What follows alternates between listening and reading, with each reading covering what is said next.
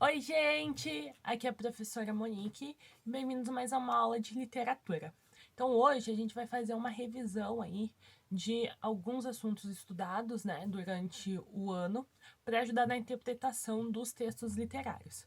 Então, qual que é o assunto? É figuras de linguagem, especificamente figuras de pensamento.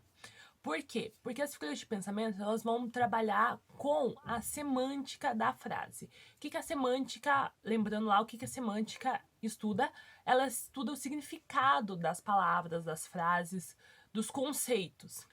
Por que ela ajuda a gente na hora de interpretar um texto? Porque a gente vai analisar o que o autor estava querendo dizer, o que o narrador está dizendo, o que o personagem está dizendo e qual é o significado daquilo. Então é importante a gente reconhecer, né, esses elementos das figuras de pensamento para a gente não ir para uma interpretação ao contrário do que ela está nos mostrando.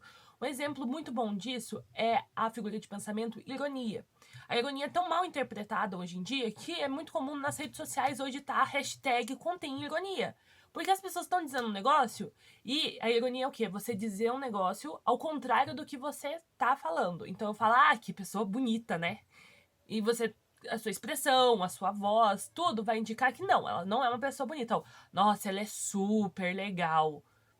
Mas hoje em dia a interpretação das pessoas de textos, tanto falados como escritos, está tão ruim que elas não conseguem nem ver os sinais de quando a pessoa está sendo irônica. Elas não conseguem ver os sinais que as pessoas emitem quando elas estão sendo irônicas. E daí precisa ter uma hashtag do lado ou algum balãozinho escrito contém ironia, tá? Nesse grau já, a má interpretação de texto. Então eu escolhi uma chart para colocar aqui, né? Vai entrar em algum lugar aqui da tela, que é: no mundo conectado não há preconceitos. Daí tá lá, sou alto, loiro e sincero. E não há ignorância, lê pra quê? Tem tudo na Wikipedia. E não há covardia. Nova mensagem, eu não te amo mais.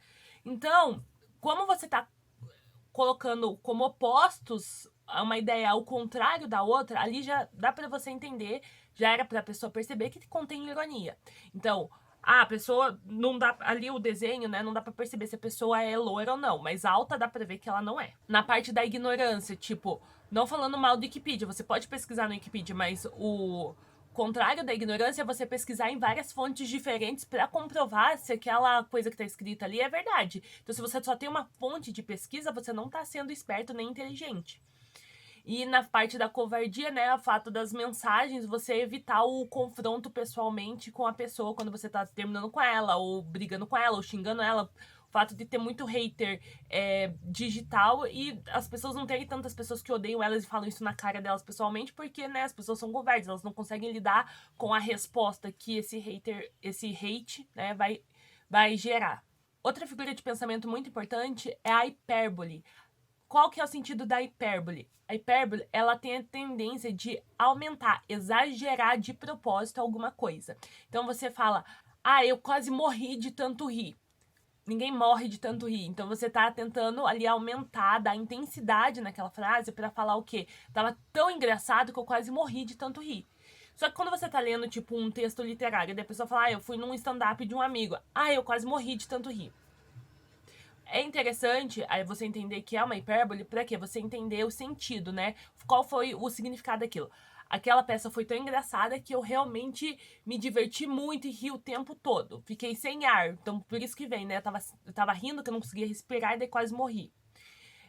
Mas se você pensar no outro sentido de que, morreu é um negócio negativo, então provavelmente é um eufemismo. Então você tá diminuindo. Tipo, aquele negócio tava tão ruim que eu quase morri de tão chato e o tempo não passava. Então, por isso é importante você entender o significado de cada frase, para não confundir os sentidos. O eufemismo, que eu já disse agora há pouco, ele é o contrário da hipérbole. A hipérbole tenta aumentar, exagerar, e o eufemismo ele diminui. Então aqui tem um exemplo que eu escolhi, né, da charge, que a menina tá falando sobre fofoca. Aí ela fala: fofoqueira não, querida. Eu sou produtora de biografias orais não autorizadas. Então, né, porque fofoqueira é uma palavra muito forte, daí ela usa um eufemismo que é diminuir o sentido negativo daquela palavra usando outra. É muito comum quando você não fala palavrão. Então, tipo, é muito comum em séries mais de família. Tipo Flash, quando você vê em inglês, eles, em vez de falar palavrões em inglês, eles usam outras palavras. Então, então eles falam holy shit, que é um palavrão. The shit é merda. Mas ao invés de eles falar essa palavra, eles pegam e falam holy nananana e falam outra palavra no meio, pra não falar o palavrão. Então, por que é importante você saber quando esses eufemismos estão acontecendo? Por que ele não tá falando palavrão? Então, é porque ele é uma pessoa mais puritana, porque ele é uma pessoa mais conservadora, porque esse texto tá sendo direcionado para um público que não vai gostar muito de ouvir essa determinada palavra. Então, tudo isso contribui para a hora de você fazer a análise do seu texto. Quando você tá lendo um texto e a personagem tá fazendo 60 anos, daí um fala assim, você tá velha já. E ela fala, não, eu tô entrando na melhor idade. O que essa frase eufemista, né, de diminuir a palavra velha para falar entrando na melhor idade, carrega no texto? O significado é de que provavelmente aquela pessoa tem problemas com a idade. Ela não tá feliz em estar fazendo 60 anos. Ela não tá comemorando, igual os indianos, que quando a pessoa faz 60 anos, eles entendem no hinduísmo que a pessoa tá nascendo de volta. Então ela tá voltando às raízes. E a festa de 60 anos é um aniversário mais importante na Índia. Já no Ocidente, já não é assim. Então a pessoa vai ter algum tipo de problema. Então, fazer esses contrapontos na hora de você estar lendo o texto para facilitar a análise. Outro recurso é a antítese. A antítese é você colocar opostos, né? Duas ideias opostas e colocar elas uma do lado da outra para reforçar o sentido que você quer dar para sua frase. Então você fala a frase: luz no olhar e trevas no peito. Então você quer intensificar o fato de o olhar dele ser uma coisa positiva e dentro dele ele ter muita negatividade. Então você coloca ideias que são opostas uma do lado da outra para intensificar essa oposição e essa contradição. Então, frases comuns do dia a dia: faça chuva ou faça sol, eu estarei lá. Então você coloca a chuva e o sol, que são elementos opostos, um do lado do outro, para intensificar o sentido de que, independente do que aconteça, eu vou chegar. Aí o próximo, que também é muito usado em poesia, é a gradação. Aí a gradação, ela vai, de forma gradativa, colocar exemplos para intensificar a ideia final. Então você fala, a pessoa era cheinha, gordinha e depois gigantezinha. Então, você está saindo de um sistema gradativo de forma crescente. Você sai de baixo, que é cheinha, daí você vai para gordinha e vai para gigantezinha. Qual que é essa ideia que ele está querendo intensificar? A ideia intensificar que a pessoa engordou de forma crescente. Agora, se você fizer essa gradação de forma decrescente, você vai falar, ela era gigantezinha, daí ela foi para gordinha e depois ela foi para cheinha. Ou seja, você está intensificando o fato de que ela emagreceu. Então a gradação é muito usada para isso, para expressar sentimentos. Tipo, eu estava estressada, eu estava nervosa, eu estava muito brava e eu pirei geral. Então, para vocês ir devagarzinho intensificando essa ideia, aos poucos chegando no final.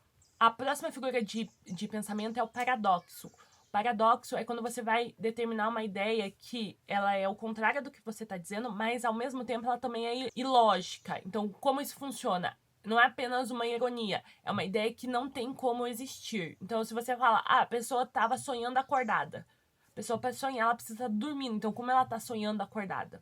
Eu escolhi uma charge para colocar aqui, que também é bem legal, que é: toda certeza é relativa. Tem certeza, professor? E aí a pessoa fala, absoluta. Então, se toda certeza é relativa, como que você tem certeza que isso é uma verdade absoluta? Então, essas ideias que acabam sendo um pouco ilógicas, que a gente usa bastante. O paradoxo é bom pra gente determinar quando o personagem ele é contraditório.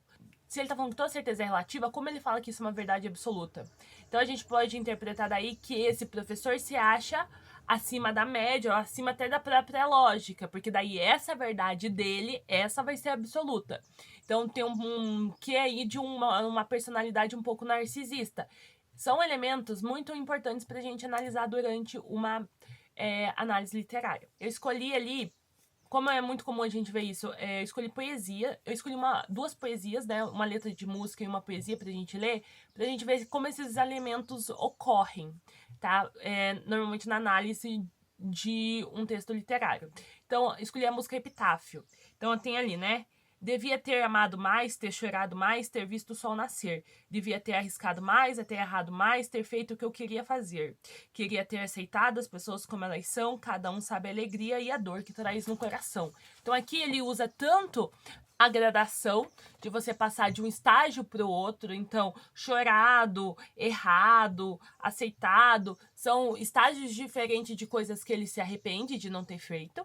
Como ele também usa essa oposição de ideias. Ele faz essa antítese, né? Então, de coisas positivas com coisas negativas para demonstrar os arrependimentos dele. Então, ele coloca ali o chorado com o visto o sol nascer. Então, ele coloca ali coisas que são bem sentimentais, expressivas da vida, mas que ele também não fez para mostrar um sentido geral, para mostrar que ele não se arrepende apenas das coisas boas que ele não viveu, ele se arrepende até das coisas ruins que ele não viveu. E aí ele fala, né, devia ter complicado menos, trabalhado menos, ter visto o sol se pôr, devia ter me importado menos com problemas pequenos, ter morrido de amor. Então aqui de volta a antítese dessas ideias contrárias para mostrar realmente o arrependimento dele, e no final ele fala morrido de amor. Ninguém morre de amor, né? As pessoas vivem de amor. Então aqui também tem esse paradoxo, né, de uma ideia ilógica, né? Já que normalmente as pessoas gostam de viver por amor e não morrer. Você se mata quando você tá triste, não quando você tá amando. Então a gente podia, nessa análise, a gente podia utilizar, né? Ele usa bastante o paradoxo e a antítese para expressar de forma coerente as coisas que ele sente falta e mostrar como ele se arrepende disso. Já que o nome da música é Epitáfio, Epitáfio é a mensagem que você escreve no seu túmulo depois que você morreu. Então ele está tentando deixar essa mensagem para as pessoas que ainda estão vivas de que tantas alegrias como as tristezas são importantes e devem ser vividas. Aí o próximo poema que eu escolhi foi A Alma Gentil Que Me Partiste, que é do Camões, a gente já viu isso em aula esse ano.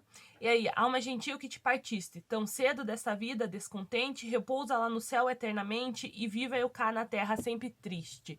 Então, ele usa repousa lá no céu, alma gentil que te partiste, que viva eu cá na terra sempre triste. São vários eufemismos diminuindo para não falar o que? A morte. Ele tá usando eufemismos para falar sobre a morte. Ou seja, ele tá tão triste, a gente pode chegar a esse significado aqui do poema, ele tá tão triste que ele não consegue dizer a palavra morte, ele não consegue falar ela morreu, ela nunca mais vai voltar. Ele começa a falar, tá vivendo lá no céu, partiu, ou seja, quem parte pode voltar.